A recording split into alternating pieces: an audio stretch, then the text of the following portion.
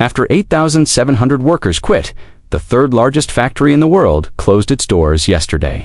After more than 4 years, the CEO of the automaker appears to be siding with a large portion of business America at the moment, saying some harsh things regarding President Trump's tariff to ensure that nothing crosses the border. We are making adjustments to both our U.S. and Mexico plants. Ford invested $3 billion in new production. Instead of leaving America, it is not being built in Detroit, but rather in Ontario. Although your next can isn't broken, Coca-Cola is compared to Georgia. Quebec is more likely to have it filled. Although Alcoa hasn't left, U.S. aluminum exports are declining, and Montreal's port recently outperformed Houston in terms of outgoing volume. A trade war is not what this is. It's a slow-motion capitulation. Conveyor belts slowing down, no headlines, no breaking news. Only employees are being told, not today. Additionally, the employment are moving to Canada, which is next door, rather than abroad. At an investor conference yesterday, Ford CEO Jim Farley said that he would be in Washington today. Tariffs have the potential to cause a great deal of turmoil and significant costs if they are enforced.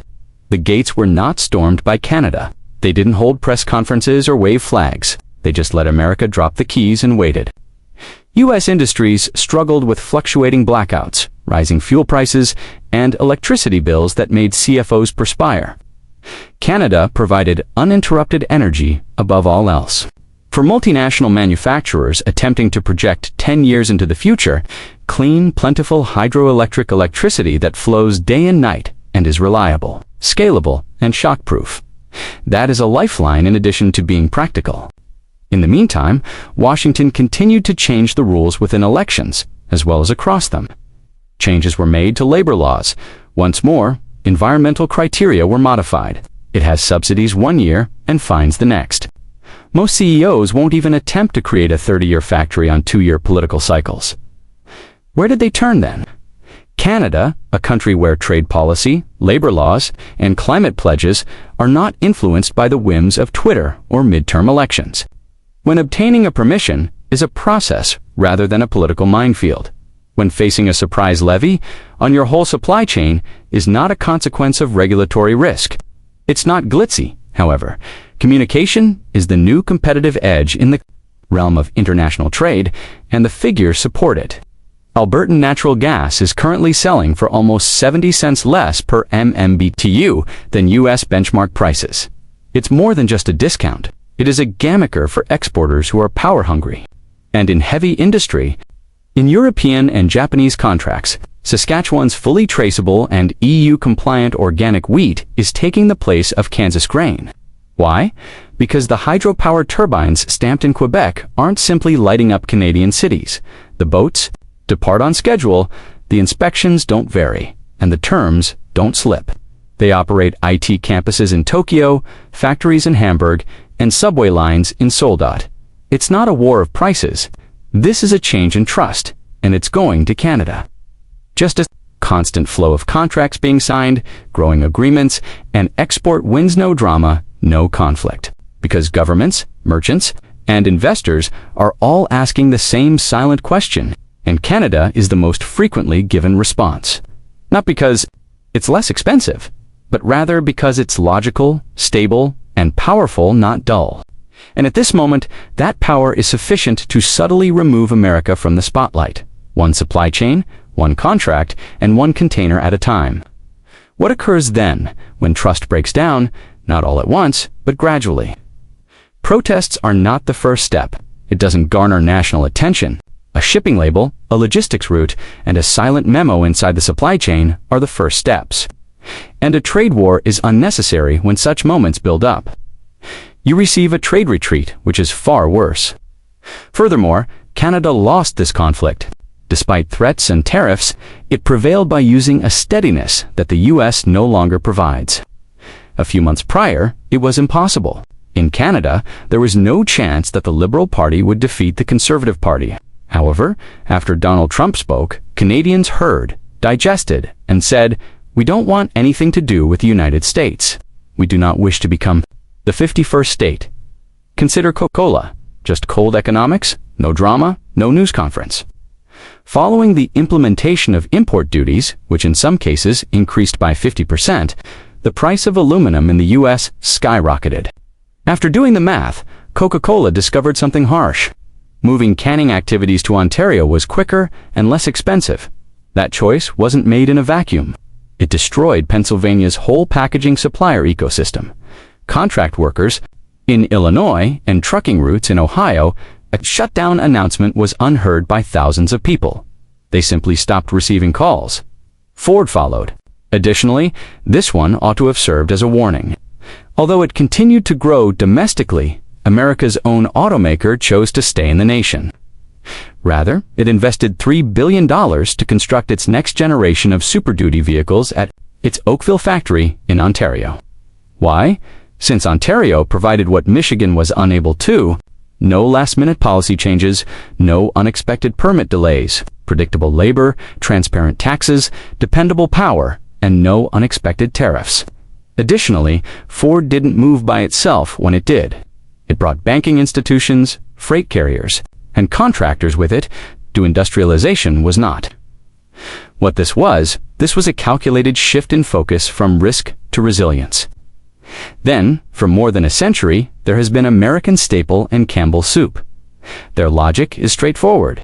The price of aluminum was too high. The budgets of the middle class could not be met by retail prices. They changed everything else but the recipe when they moved their packaging to Canada. Overnight, American livestock providers and tomato farmers lost their contracts. Suddenly, a single change in packaging left a void in rural economies that formerly provided food for entire counties. It goes beyond eating. It's your home's appliances. Kimberly-Clark, GE Appliances, and Whirlpool. These brands aren't specialized. They are necessities for daily life. Furthermore, Canada, not the US, is currently where a large number of them are assembled. Why not? Due to the lower cost of labor in Canada, it's not. However, due to Canada's more stable trade policy, smoother infrastructure, cheaper energy prices, and fewer political minefields. You don't take a chance on the unknown while managing a supply chain worth billions of dollars. You move to what has been validated, and that implies north of the border for an increasing number of brands. The economy's fundamental components are also changing. The pride of American aluminum, Alcoa, is subtly reducing U.S. manufacturing because power is costly and erratic, rather than because demand is low. Factories in states like Texas and Indiana are reducing output for the first time in years. Montreal's port is surpassing Houston in aluminum shipments, shattering export records. Even though you can't see it on TV, if you work in a factory, you can feel it. Less hours first, followed by fewer orders. Silence. And finally, the cutting-edge Tesla. Although its brain trust is gradually moving over the border, it is nonetheless manufacturing cars in Fremont and Austin. Why? Because even Elon Musk couldn't purchase what Canada has to offer in the US. Fast-tracked R&D clearances, steady electricity, and a clear EV policy. Therefore, Tesla's Toronto expansion is more than a side project. It's an indication. Automation, robotics, and battery technology will look for regulatory clarity elsewhere if it cannot be found in America. And Canada just emerged as the new innovation base camp because to its clean power and consistent policies. Not all industrial collapses begin with sirens. Occasionally, it starts with an unsigned contract. No layoffs, no news release, single word, lacking renewal. America is bleeding in this way, not by losing, but by showing no interest. Companies aren't making exit announcements.